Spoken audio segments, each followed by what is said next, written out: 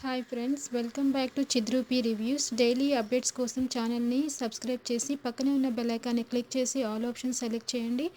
అప్పుడే మేము పెట్టిన వీడియోస్ ముందుగా మీ మొబైల్కి నోటిఫికేషన్ ద్వారా వచ్చేస్తుంది. ఓకే ఫ్రెండ్స్, మరి అప్కమింగ్ రివ్యూలో సిద్ధు ప్రేరణ ప్రేమలో పడిపోతున్నారా? సిద్ధు మనసులో మొదటిసారి ప్రేరణపై ప్రేమ చిగురించిందా? మరి చిగురించి వీళ్ళిద్దరి లవ్ ట్రాక్ సక్సెస్ అవ్వాలి అనుకున్న వాళ్ళంతా ఖచ్చితంగా లైక్ చేయండి. ఇంకా మనం ఆలస్యం చేయకుండా రివ్యూలోకి వెళ్ళిపోదాం. ఇంకా ఎపిసోడ్ స్టార్ట్ అవ్వగానే శైలు తనకి గోరింటాకు పెట్టుకోవాలని ఉందని, కానీ ఇప్పుడు ఎక్కడికి వెళ్ళి పెట్టుకోవాలి, ఎవరు పెడతారు అని చెప్పి అనగానే ప్రేరణ నాకు వచ్చు, నేను పెట్టమంటావా అని చెప్పి అడుగుతుంది. సరే పెట్టు ప్రేరణ అని చెప్పి చేతులు ఇస్తుంది. చక్కగా గోరింటాకు మంచిగా డిజైన్ చేసి పెడుతుంది.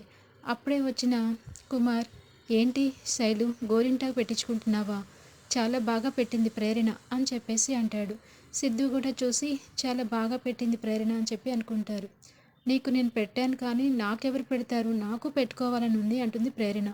అయ్యో, నీకు కూడా అనిపిస్తుందా? నాకు నేను పెట్టలేను కదా ఇప్పుడు, నాకొస్తే నేనే నీకు పెట్టేదాన్ని కదా శైలు అనగానే సిద్ధు అంటాడు, నేను పెట్టిన ప్రేరణ నీకు అనని. నువ్వా? వద్దు బాబు, నీకేమొచ్చు? అదేంటి వచ్చా అంటావు? ట్రై చేస్తాను, ట్రై చేస్తే ఖచ్చితంగా సక్సెస్ అవుతాను. ఒక ఛాన్స్ ఇస్తే కదా నాకు వస్తుందో రాదో తెలుస్తుంది అనగానే, వద్దులే, నా మీద ట్రయల్స్ నాకు అక్కర్లేదు అని చెప్పి అంటుంది ప్రేరణ. ఇంకా అప్పుడు కుమారు శైలు ఇద్దరు ఒకరికొకరు సైకిల్ చేసుకుంటూ ఉంటారు. మనం సిద్ధుతో ప్రేరణకి గోరింటాకు పెట్టించాల్సిందే అని చెప్పి అనుకుని, ఇంకా ఏముంది ప్రేరణ, సిద్ధు అన్నయ్య కూడా బాగా వచ్చంటున్నాడు కదా, ఒకసారి పెట్టించుకోవచ్చు కదా, బాగానే ఉంటుంది అని చెప్పేసి అంటుంది. సరే సిద్ధు, అయితే గోరింటాకు పెట్టు అని చెప్పేసి అంటుంది. సరే అని చెప్పి సిద్ధు కూడా ఇద్దరు పక్కపక్కన కూర్చొని గోరింటాకు పెట్టుకోవడానికి ట్రై చేస్తూ ఉంటారు. ఇంకా ఇదిలా ఉండగా మినిస్టర్ని కలుస్తాడు గణ. వెళ్ళి, సార్, మీరు పదవిలో ఉండి ఏ పని చేయాలన్నా తటపటా ఇస్తారు. అదే నేనైతే ఇప్పుడు నాకు పవర్ లేదు కాబట్టి ఏది చేసినా ఎవరు పట్టించుకోరు. కాబట్టి ఆ సిద్ధు ప్రేరణ మీద తగిన పగ ప్రతీకారం తీర్చుకుంటాను. మీకు నేను సహాయం చేస్తాను. మనిద్దరం వాళ్ళిద్దరి మీద పగ తీర్చుకోవచ్చు. మీ అమ్మాయిని మీకు దూరం చేశాడు కాబట్టి ఖచ్చితంగా మీరు వాడి మీద పగ తీర్చుకునే అవకాశం వచ్చింది. నేను చేస్తాను సార్ అని చెప్పేసి అంటాడు. సరే, నువ్వేం చేస్తావో నాకు తెలీదు, వాడి మీద అయితే నాకు పగ ఉంది, పగ తీర్చుకుంటాను అని చెప్పేసి అంటాడు. ఇంకా అదే పనిగా ఇంకా అక్కడికి గణ బయలుదేరి కేఫ్కి వస్తాడు. మధ్యదారిలో సుధా మాకు మంచి కాఫీ తాగాలి, పద ఆ ప్రేరణ కేఫ్కి వెళ్ళి తాగుదామని చెప్పి ఇద్దరు వస్తారు. ఇంకా అదే సమయంలో గోరింటాకు పెడుతున్న సిద్ధు ప్రేరణ తల ఇద్దరు డాష్ ఇచ్చుకుంటారు. ఇంకా అలా ఇచ్చిన తర్వాత ఒకరి ముఖం ఒకరు చూసుకుంటారు, కళ్ళల్లో కళ్ళు పెట్టి. అలా చాలాసేపు చూసుకుంటూ ఉంటే ఇంకా శైలు కుమార్ ఇద్దరు చూసి ఆశ్చర్యపోతారు. వీళ్ళిద్దరేంటి ఒకరినొకరు అలా చూసుకుంటున్నారు, ప్రేమలో పడ్డారా అని చెప్పి అనేసరికి, లేదు, వాళ్ళేం ప్రేమించుకోవట్లేదు అంటుంది శైలు. ఇంకా సిద్ధు మాత్రం కళ్ళు ఆర్పకుండా ప్రేరణ వంకే చూస్తాడు. పదే పదే చూస్తుంటే ప్రేరణ అడుగుతుంది, ఏంటి నా వంక అలా చూస్తున్నావు అనగానే, అబ్బే అదేం లేదు, కంటి దగ్గర ఏదో ఉంటే అలా చూశానంతే అని చెప్పేసి సర్దుకుంటాడు. ఇంకా అదే దాంట్లో గోరింటాకు సరిగ్గా డిస్టర్బ్ అయిపోతుంది. సిద్ధు, ఎంత పని చేసావు సిద్ధు, పాడు చేసేసావు గోరింటాకు మొత్తం, లే సిద్ధు నాకేం పెట్టొద్దు, అయ్యో ప్రేరణ సర్దిద్దాను ఇవ్వు అని చెప్పేసి అంటాడు. ఇలా వీళ్ళిద్దరూ ఇలా అనుకునే సమయంలో గణ అక్కడికి వచ్చి, అబ్బా వాటేసి అచ్చం మొగుడు పెళ్ళల్లాగా వీళ్ళ ఎగతాళ్ళు చూస్తుంటే అనిపించట్లేదా సుధా అనగానే సుధా ఆశ్చర్యపోతాడు, వీడింటి ఇలా మాట్లాడుతున్నాడని. మనం కాఫీకి వచ్చాం కదా సార్, కాఫీ తాగి వెళ్ళిపోకుండా మనకెందుకు గొడవంతా అని చెప్పాను. కానీ ఏం మాట్లాడుతున్నావు సుధా, మంచి అసలు ఈ ప్రేరణకి ఈ సిద్ధుకి ఏదో నడుస్తుంది, పైకి ఫ్రెండ్స్ అంటారు కానీ వీళ్ళ వెనకాల ఏదో ఉంది, నాకైతే ఖచ్చితంగా వీళ్ళ మధ్య ఏం నడుస్తుందో.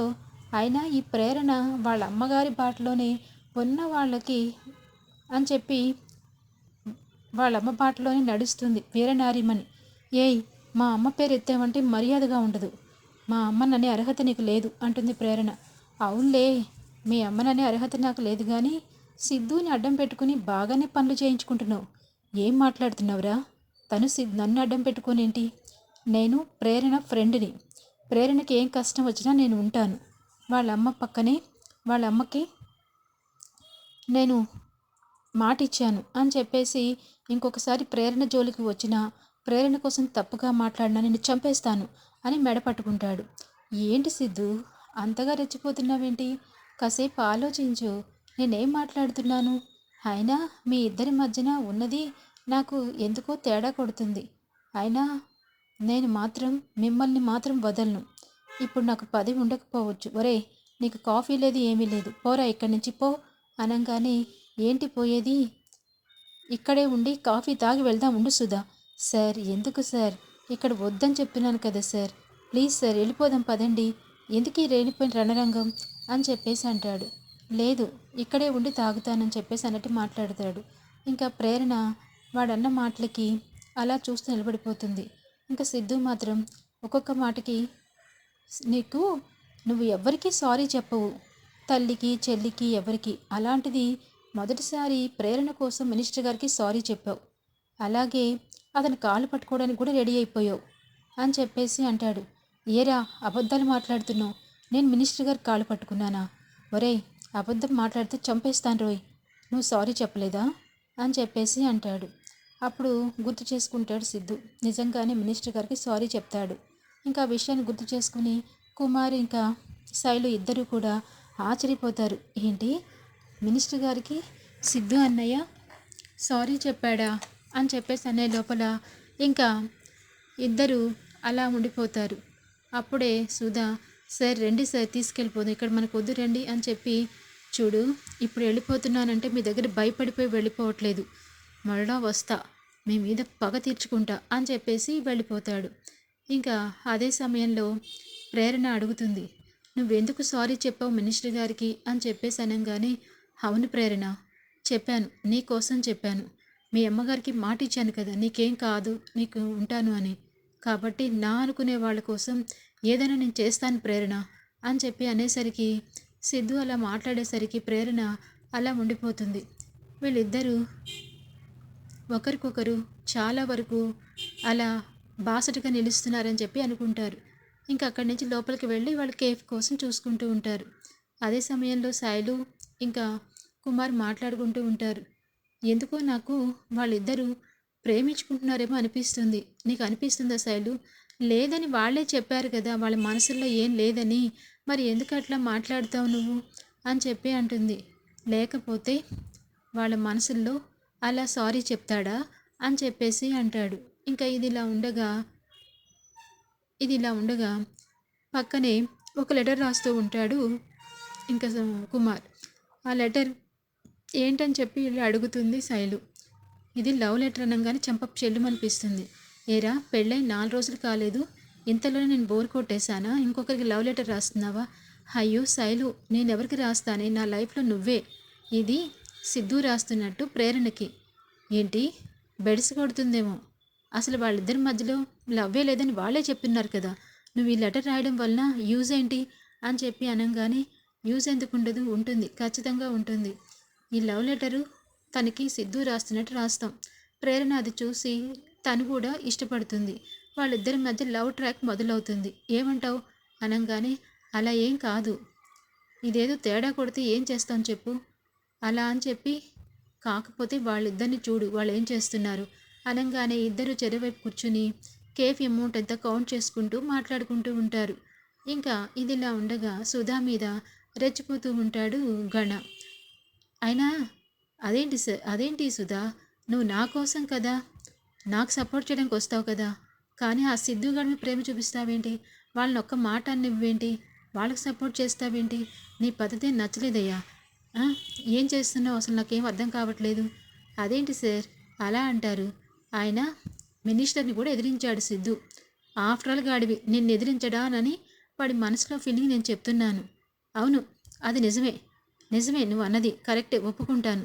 కానీ నాకు మాత్రం వాడిని ఏదో ఒకటి చేసేదాకా, వాడు అంతు చూసేదాకా నేను నిద్రపట్టను అని చెప్పేసి అంటాడు.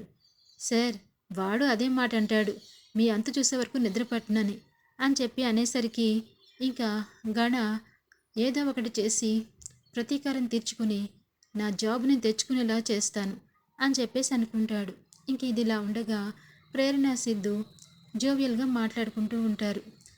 తన కోసం అంత చేస్తున్న సిద్ధుని చూసి ప్రేరణ ఒక్కసారిగా మనసులో అసలు సిద్ధుకి నా మీద ఉన్న అభిప్రాయం ఏంటో నాకే అర్థం కావట్లేదు అనుకుంటుంది. మరి ప్రేరణ మనసులో కూడా ప్రేమ చిగురిస్తుందా? చిగురించాలి అనుకునే వాళ్ళంతా ఖచ్చితంగా లైక్ చేయండి. Thanks for watching.